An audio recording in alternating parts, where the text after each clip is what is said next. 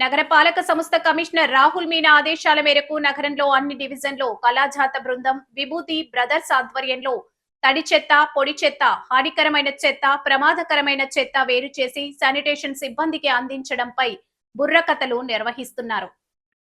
Municipality వారికి అందించే తడి చెత్త ఆకుపచ్చ డబ్బాలోను, పొడి చెత్త నీలిరంగు డబ్బాలోను, ప్రమాదకరమైన చెత్త ఎర్ర డబ్బాలోను, హానికరమైన చెత్త నల్ల డబ్బాలోను వేసి మున్సిపాలిటీ వారికి అందించాలని ప్రజలకు వివరిస్తూ కళాజాత ద్వారా వీధి నాటిక, జానపద గీతాలు, హాస్యవల్లరి వంటి కార్యక్రమాలతో విభూతి బ్రదర్స్ చైతన్యం కలిగిస్తున్నారు.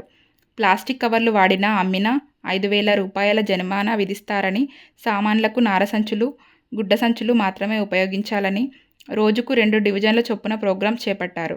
శానిటేషన్ ఇన్స్పెక్టర్, సచివాలయం సిబ్బంది, ఆర్పీలు, డ్వాక్రా సంఘాల మహిళలు, 10వ వార్డు సచివాలయ సెక్రటరీ వెంకటేశ్వరరావు, మరో సెక్రటరీ రత్నశ్రీ తదితరులు పాల్గొన్నారు. ఎంత బాగా వాడుకున్నాము దాన్ని. అమ్మా మున్సిపాలిటీ వారు కొన్ని డబ్బాలు ఇచ్చారు, అంటే తడి చెత్త పొడి చెత్త వేరు చేయమని చెప్పి కొన్ని డబ్బాలు ఇచ్చారు. అలాగే ఇప్పటికే వాడుతున్నారా?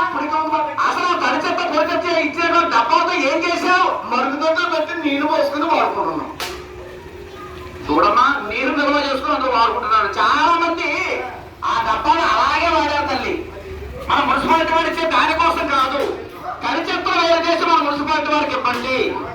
తడి చెత్త ఇస్తే ఏంటంటే లాభం? అయ్యో, తడి చెత్త వల్ల కంపోస్ట్ ఎరువు తయారవుతుంది. అయ్యా, కంపోస్ట్ ఎరువు అంటే మీరు టీఏపీలు, యూరియాలు, అలాగే సూపర్ ఫాస్ఫేట్లు ఇవన్నీ ఉన్నాయి.